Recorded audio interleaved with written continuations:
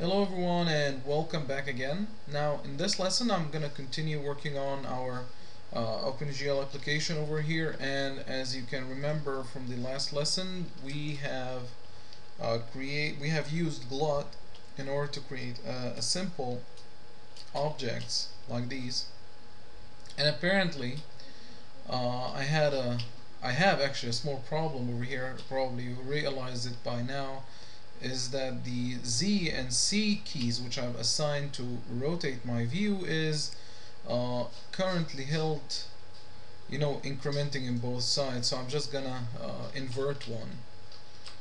So in order to be complete now, so this is the Z and this is the C key. Later on, probably in future videos, I'm gonna probably show you how to construct some sort of kind of unified user interface. So we just simply threw in objects, and then using the mouse and keyboard we can rotate around certain objects and so on and so forth, instead of just adding keys all the time. So probably we're gonna do that in probably by the end of this series. Now what I wanted to talk to you about in this lesson is talking about the pushing and popping matrices. Now, when you hear the word pushing and popping, that means that we are talking about stack, right? I mean, if you think about it, this is a stack in general is a data structure, okay, where you can store certain elements, or yeah, you can call certain elements in a certain way. So, as we all know from basics of data structures, the stack is like as if you have in your kitchen a stack of plates. So the last plate that you already washed is the first one which you can actually pick on top of the stack, from the top of the stack. Excuse me. So why we need that? Why do we need actually a stack? Why we need the matrices stack? And it is actually the matrices stack is very important element. In fact, you're gonna rely on it the whole time when you start creating interactive graphics. Right now, when you try to move objects in in a relative position to other objects and so on, you really need a stack of matrices to remember and store certain positions of your objects or certain information of your scene. So, for example, let us create together a small system, a small actually solar system, using this methodology. By the way, as far as I remember, in the programmable pipeline, as far as I remember, you have to create your own matrices stack, and you have to handle them by yourself. I believe there is no GL push and GL pop, as far as I remember. So probably gonna have to do that on your own, and it's actually quite easy, not that difficult once you think about it carefully. But before I get started and hit the code, let us first see what do I mean by the matrices. What do I mean by pushing and popping matrices through Maya, because it's gonna be a lot easier. Okay, so in here, since we are going to talk about solar system, let me start immediately creating a small sphere. There we go. And apparently I haven't created one, so hang on a second. So polysphere, there you go. And I'm gonna hit 5 on this one so we can see it in shaded mode. So let us imagine for a second that this is my sun. And in fact, well, okay, let's say that the sun usually has, let me move it around here, orbiting around it, as far as we know, several planets. And I will not go into the discussion if they are 9 or 8 and so on and so forth. Officially right now they are 8, but right now, I mean, there are a lot of discussions about returning Pluto back to the list of the planets, so I will not go into that. And let me move this one, and Earth is more like a little bit bigger.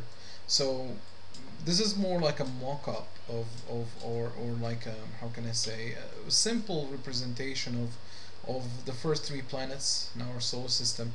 This is Mercury, by the way, for the people who are a little bit rough on astronomy. This is Venus, and this is Earth.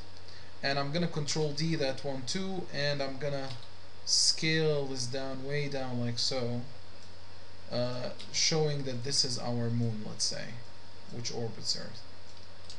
Okay, now, oops, okay, fine. Now, I'm gonna actually grab this one so it will be easier to demonstrate, and first of all, let me snap this guy to the center. So, yeah, I'm gonna just simply leave the sun right there, and I'm gonna move the pivot point of this of this planet just for demonstration purposes. So I'm gonna make it orbit around around the sun exactly. So somewhere here, let's say. I'm gonna hit the insert key again. Now, so when I try to rotate, you know, it will rotate around that point. So it will rotate around the sun. Now, we're gonna achieve, in fact, we're gonna achieve this effect right now in OpenGL in a second. Okay.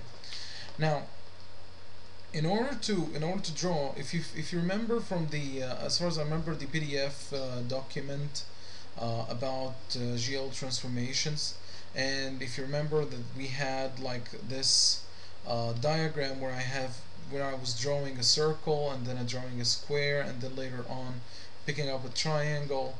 You know what, let me just bring it up in the video. Hang on a second, I will pause here until I just bring up that document.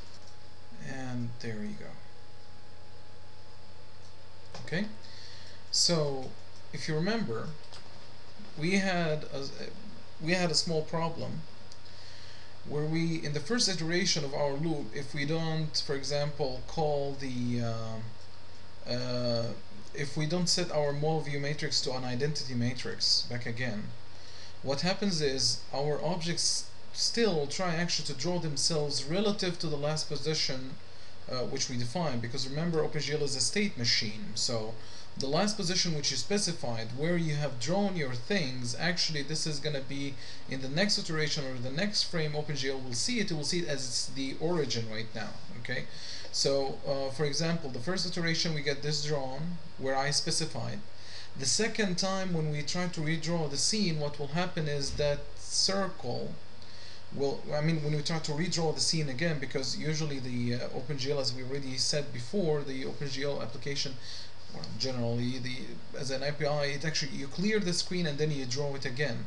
So in the second iteration, after it clears the screen, when I try actually to draw a circle, immediately it will draw the circle instead of that triangle position.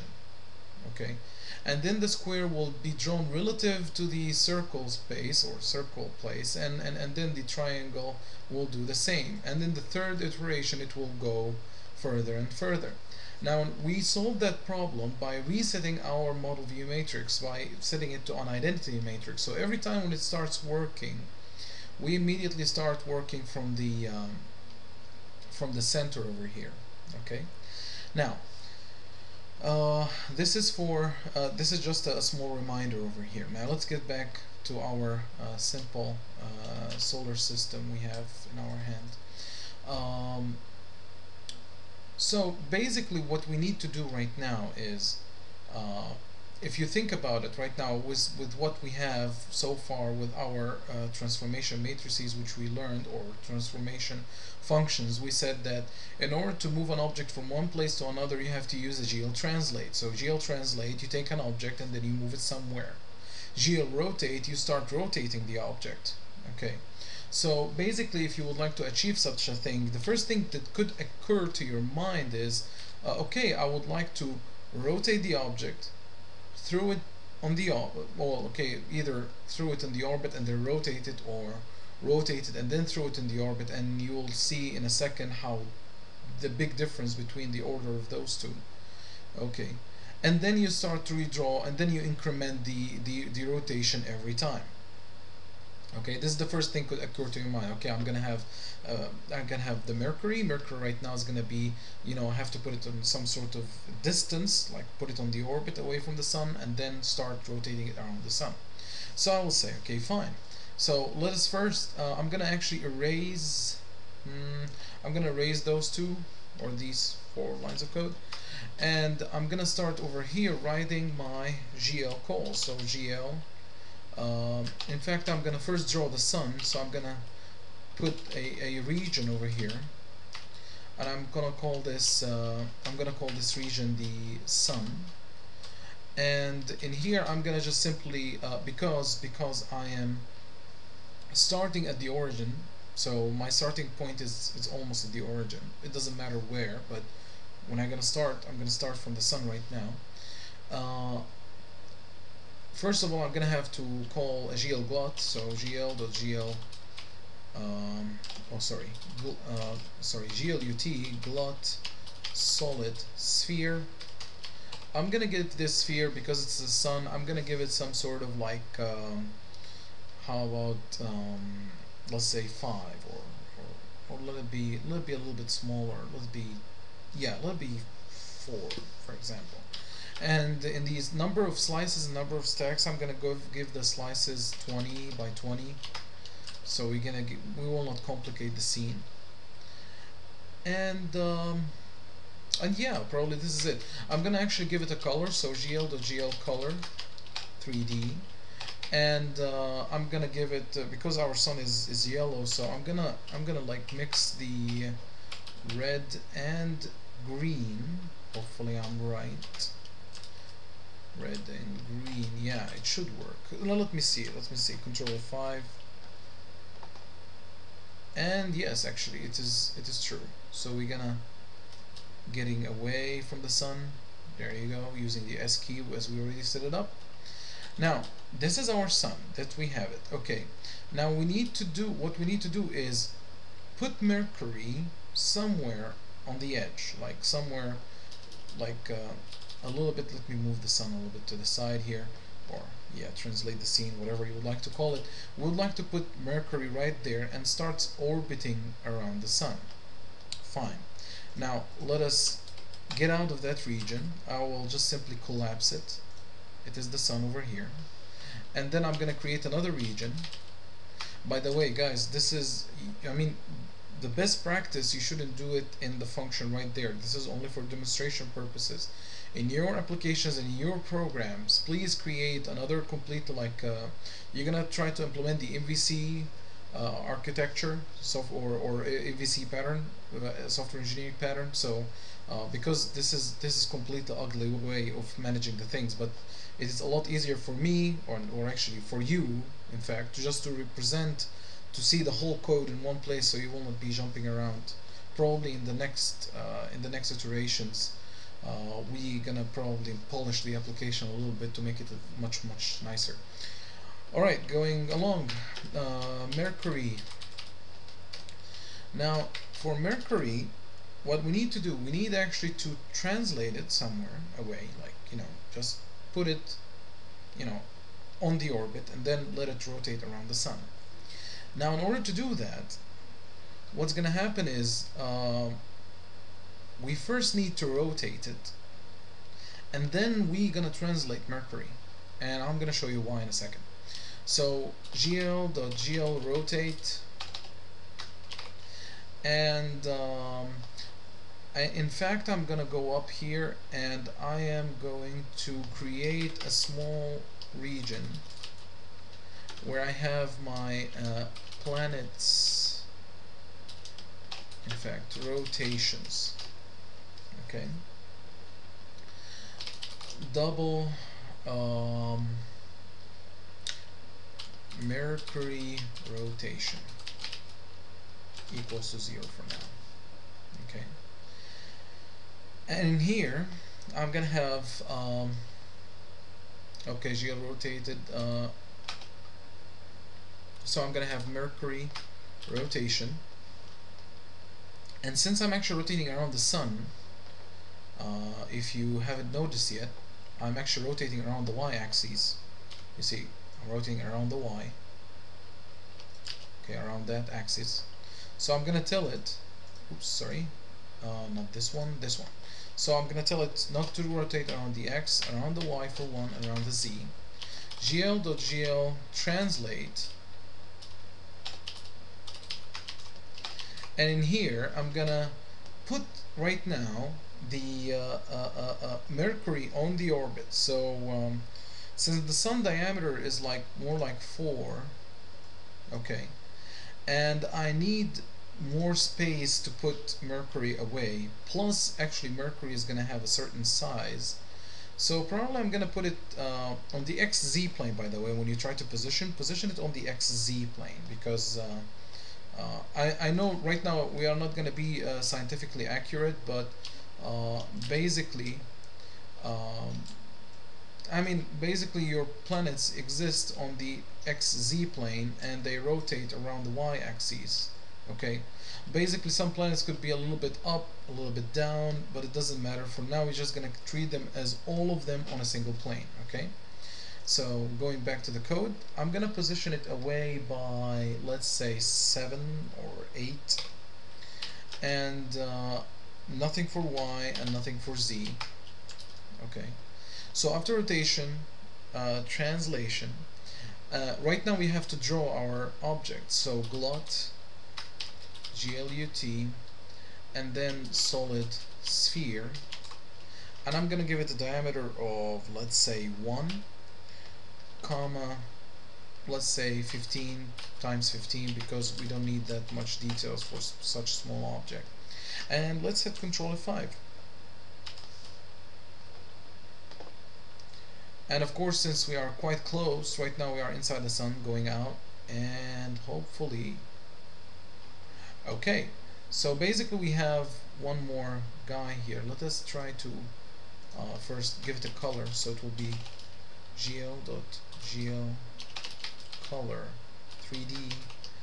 And Mercury is more like brown of some sort. So I'm gonna like give it 0.7, comma, like 0.50, let's say. So we're gonna get something like a little bit brownish color. Okay, and for Mercury rotation, I forgot one thing. I'm gonna just put plus plus here. Okay, so I'm gonna hit Control F5. Now let me go outside a little bit, and we have got Mercury rotating around the sun. Right now I'm looking at, let me try to look at a little bit up from the perspective. There you go. So right now I'm looking from the side up. Okay, so there you go. Mercury is rotating around the sun. We are completely fine right now. Okay, so we have to try to draw Venus. Okay, now by the way, I'm not very scientifically accurate here when I say that Mercury is completely brown, but you know, just for demonstration purposes again. Region Venus, hopefully I'm gonna spell it right, and gl.gl color, just for differentiation, I'm gonna give it like 0.8 and 0.7, let's say, and 0. Okay, so I don't know what color is gonna be very much. It's gonna be yellowish kind of color, but anyway, gl.gl rotate, and then I'm gonna add one more rotation. Now it's up to you. You could separate them, you could add them, you can use the same ones. So I'm gonna have double Venus rotation equals to 0, and over here I'm gonna have Venus rotation plus plus 0, 1, 0, because I'm rotating around the y-axis again.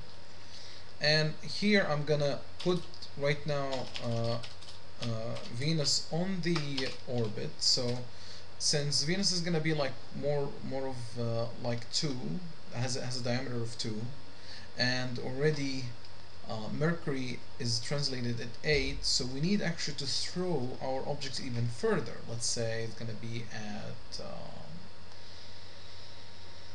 well, at let's say 10 or 11. Let's be 12 for now. So 12 for x 0, and right now GL or right now let's draw the object. So glut solid sphere. Oops, sorry. Solid sphere, and I'm gonna give it a size of 2. And slices is gonna be, let's say, let's keep it, yeah, 1818 for now, and let's try to see what's gonna happen. And I'm gonna, in fact, like, as you see, something strange, I know, but hang on a second. So completely yellow screen, I know. Okay, let's see, what do we have here so far? Now you see the problem. Okay, let me get away even more, and I'm gonna rotate around the X-plane a little bit more. So do you see the problem? In fact, right now, if you notice carefully, Venus is rotating around Mercury. Okay, now I have a low frame rate because probably because I'm recording right now. On your PC it should be a lot smoother, but you can see here it is really interesting problem. Now I believe right by now you should be knowing why this is happening, because if you notice if you look at our code carefully, the last position for our object when it was drawn, the last position was it was actually Mercury. And when I told Venus to rotate, it will rotate actually around Mercury instead of the Sun, because it sees right now the Sun as actually sees Mercury as the Sun. Okay, let me explain to you how even this rotation works in Maya. So if I go back here to Maya, and if you look carefully, now why actually I rotated and then translated instead of translating and rotate? Well, it does exactly what it says.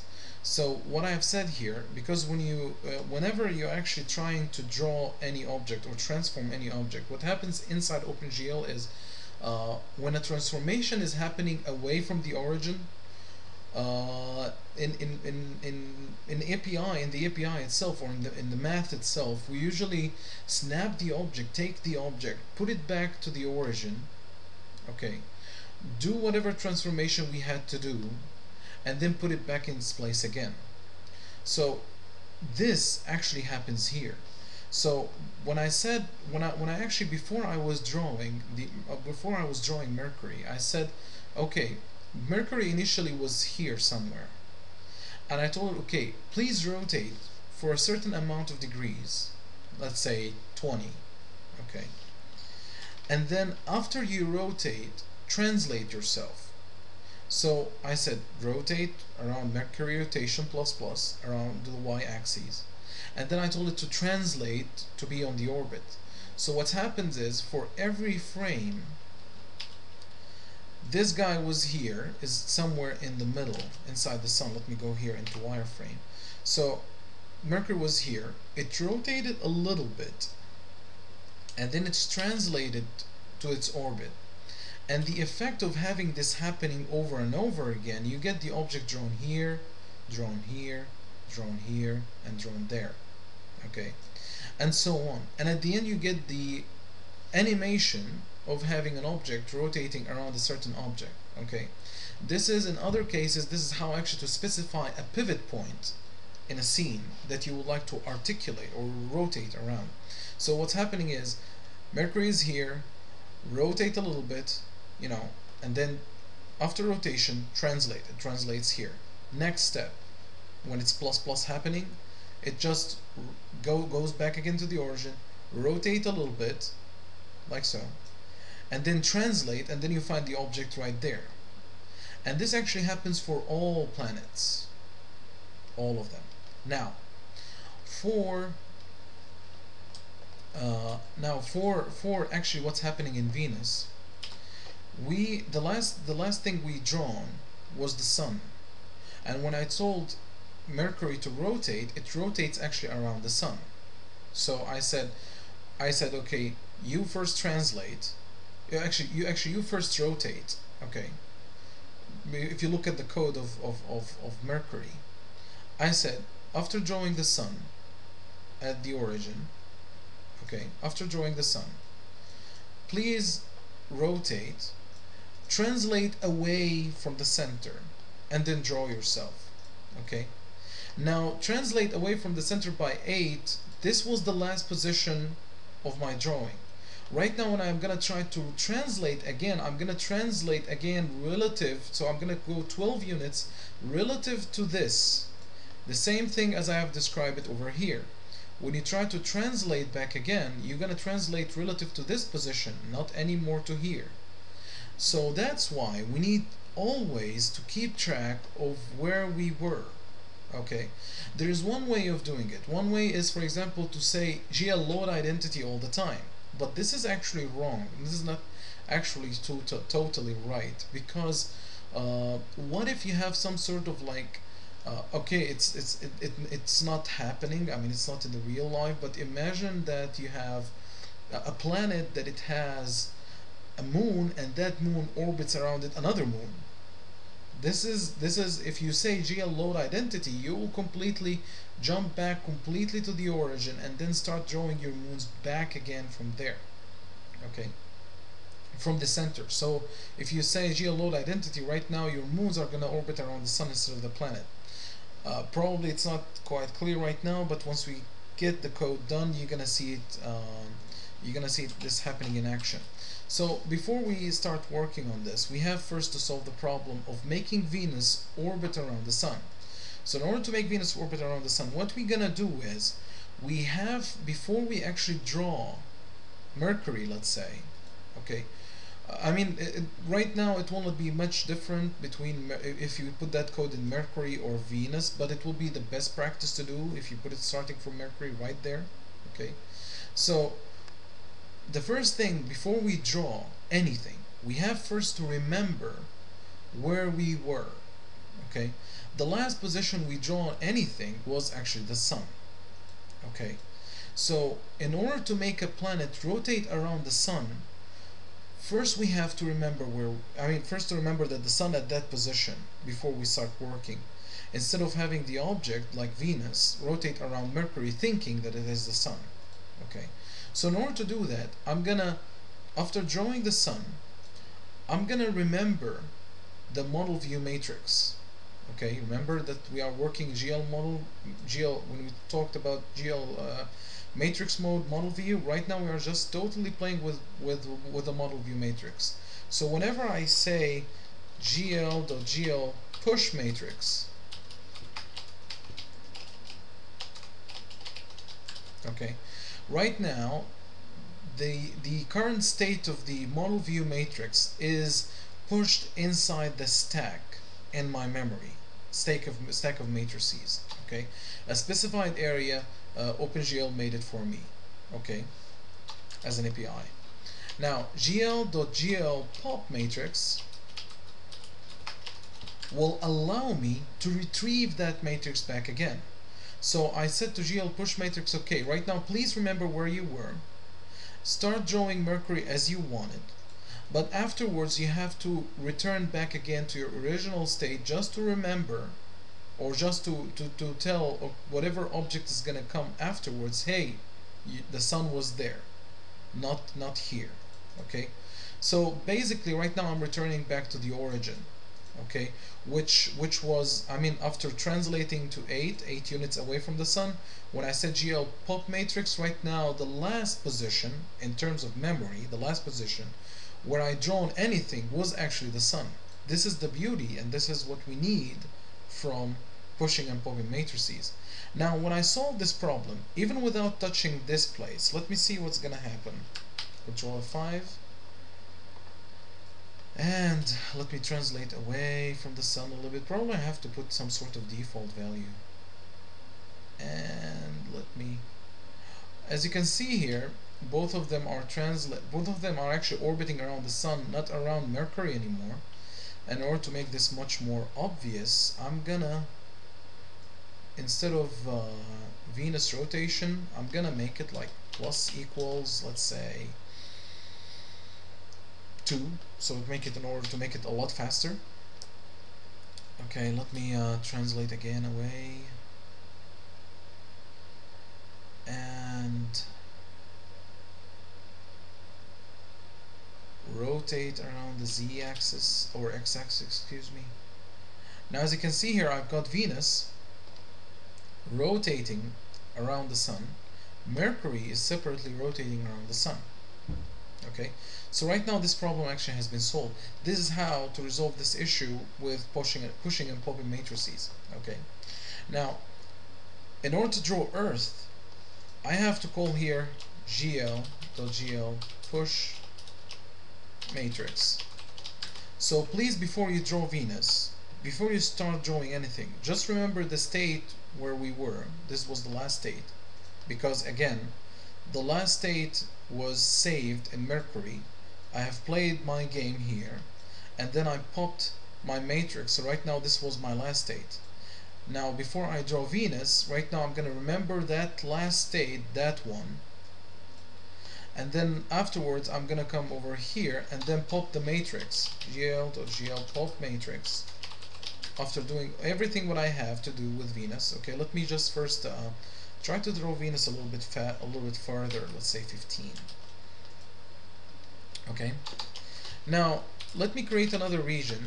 I'm gonna call this Earth, and here again I'm gonna call GL push matrix. So please remember again the last state, which was this one, and I'm gonna pop here a matrix. So GL pop matrix.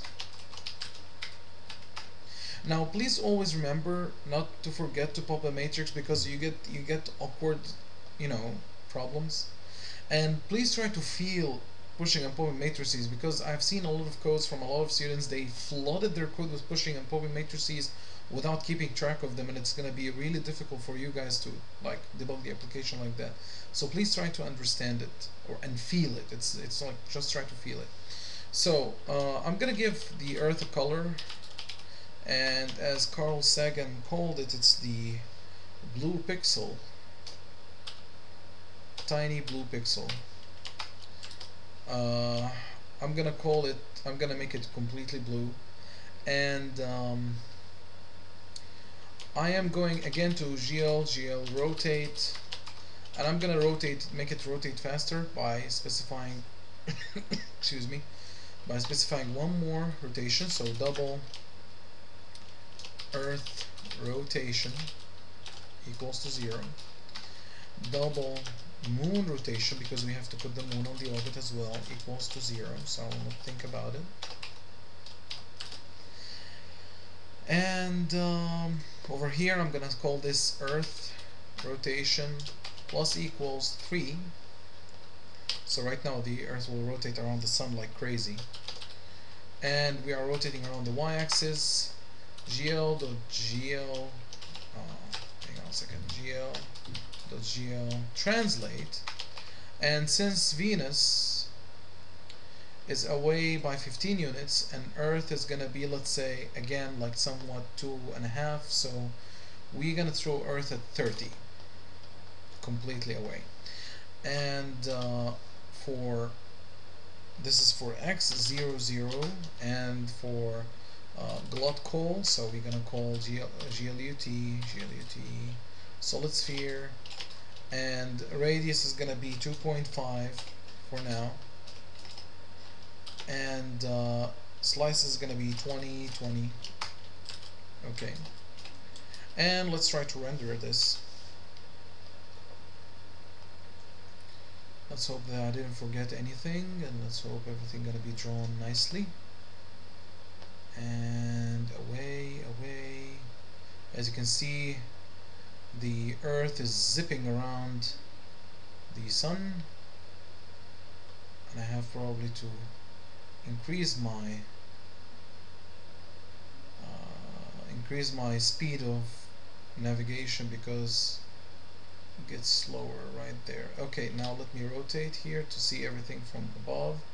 So right now our Earth is rotating really fast around the Sun. We done this right. Now how actually to put the moon in there? Now remember, we have actually to put the moon orbiting around Earth. Now of course, I believe everyone already guessed it out, we're gonna use pushing and popping matrices, but where? This is the good question here. Right now, if you look carefully at the code, I push the matrix. So right now I remember that state where I have been here, and then I've done all the transformations, all the rotation, and so on and so forth, and then I pop the matrix. Right now I am actually at that state.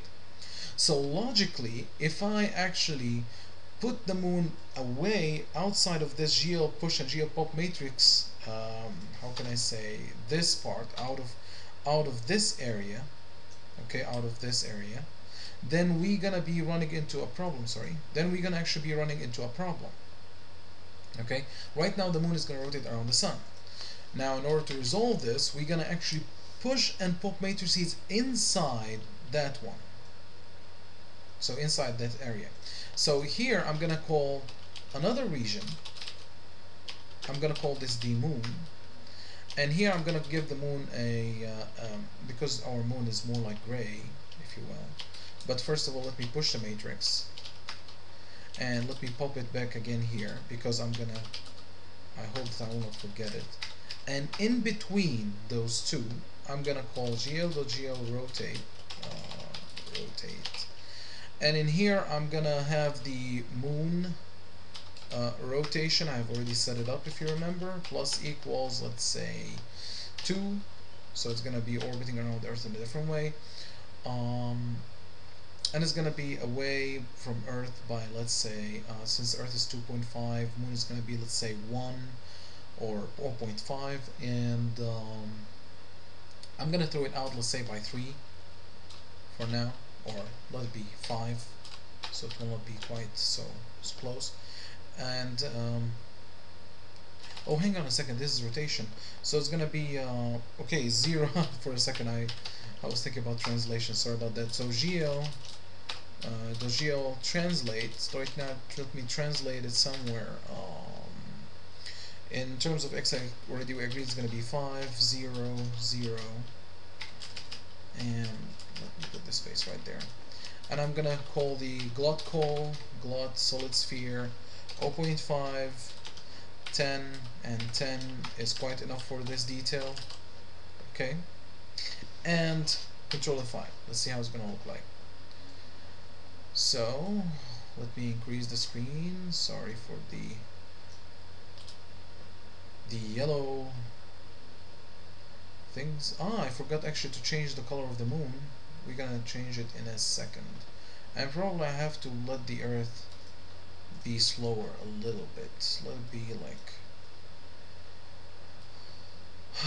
let it be plus 1.5 for now, and let the moon be a little bit grayish. So gl color 3D, and it's gonna be 0.5 because I'm putting gray here. 0.5, 0.5, and it's comma not n, and shift enter now, and control 5, and let me put it right there. Let me just, and let me scale this up.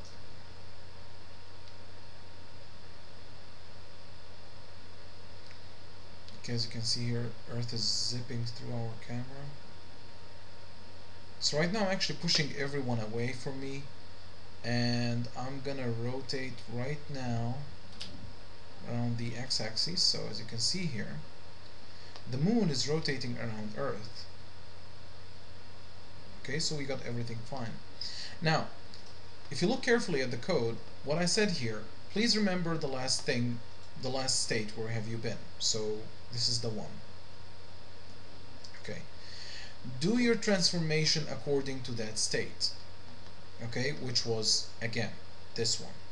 Okay, now what I have after I made these transformation, right now the last position of my moon was, or the last position of any transformation I had was this place, right?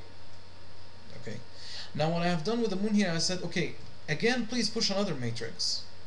So please remember that state, that place where I have been, okay, which is 30, this place, and then do your transformation, okay, and then pop the matrix. Right now, after I pop the matrix, I'm at that state here. Once I pop the matrix back again, I am actually right there again. So please be careful. You see, I pushed that matrix inside the matrix stack twice. So 1 and 2, and I have then popped it 1 and 2. Okay, so please be careful about the order how you push and pop matrices. Now, of course, it is not unlimited. In the fixed functional pipeline, you have maximum of 32. In Windows, as far as I remember, you have 32 stacks you can push in simultaneously. 32 matrices you can push in the stack. So right now I have, when I push the matrix once, this is right now I have one matrix in my stack. I push it again. Right now I have 2 matrices in my stack. Okay, you can actually do in nested pushing matrices for until I believe 31 times or so. Okay, more than that you're gonna get actually a stack overflow or something, or you're gonna get actually an error right away. And when you pop a matrix that you didn't push before, you're gonna as well get error. Okay, so please be careful about that. In fact, the maximum number of stacks that I have pushed for example, some sort of a crane, I believe it was like 3 or 4 to make a crane work. Okay, which is like, this is the maximum which I have seen for, because it is really simple, not that very complicated. I mean, for any kind of for any kind of object that needs to, for example, any object that has a joint system, you don't need to push that very much matrices inside in order to represent that joint system. If you have if you look at the human being, if you look at your hands and your fingers, you have like the major knuckles, for example. So you have, for every finger you have like 3 or 4, yeah, 3, let's say 3 joints. Okay, so you have like 3 joints for every finger. Okay, or 4, we're gonna call it, okay, I'm gonna call it 4 joints for now. So we have like 4 joints in every finger. You're gonna actually push the matrix, let's say 1, 2, 3. So maximum or one or maximum 2 or 3 matrices you're gonna push in order, for example, to handle making part of your finger rotate around a certain knuckle, and that other knuckle before it rotate around the knuckle before it. So I mean, basically pushing and popping matrices here is not gonna be huge. For the whole arm, maximum is gonna be like 1, 2, so 1 for the elbow, 2 for the wrist, 3, 4, 5. So maximum you're gonna have 5 pushes or 6 pushes. You're gonna push the matrix. You're gonna push the matrix inside the matrix stacks for 6 times in order, for example, to simulate a whole arm. Let's say, okay, because you're gonna rely on this idea. The same thing with the solar system. You're gonna rely on this idea. The same thing if you have any joint or any joint-based life form or mechanical form. Okay, and if you don't believe me, right now, if you imagine that this is your elbow for a second, and this is your shoulder, and this is your elbow, whenever you rotate your okay, this is gonna be parenting relationship. I don't have the parenting set up, but anyway, whenever you're gonna rotate your shoulder, okay, whenever you're gonna rotate your shoulder, your arm, your elbow gonna go with you, right? And if you had your hand somewhere there, it's gonna actually go with your hand, right? I mean, you don't move your shoulder and then your hand stays in the same place, right? It's just, it moves all together. Okay, so this is even basically almost the same thing. You see, it's the Sun and Mercury, but if you imagine that this is your shoulder and this is your elbow, it is exactly the same code. Nothing actually there is different. The only thing is there's no stick between those two. If there is a stick, a small stick or a small cube between those two, there you go, you have a shoulder and an elbow in there. Okay, so right now you can, for example, make some sort of like a clock, watch, analog clock, I mean. So you can have you can do these stuff. You can do a complete solar system. You can in fact right now put the 52 moons around Saturn, or the 60 something moon around Jupiter. You can right now right now, and all of them gonna be just a simple pushing and popping matrices, nothing more. Okay, this is it for this lesson for pushing and popping matrices. This is more like an intro. Hopefully in the next lesson we'll see if we can, let's say, do a small little program to make, for example, an analog clock, just to hammer down the idea of this, of pushing and pulling matrices. Gives you another look at how pushing and pulling matrices work. Okay, so thanks all for your attention, and see you in the next lessons.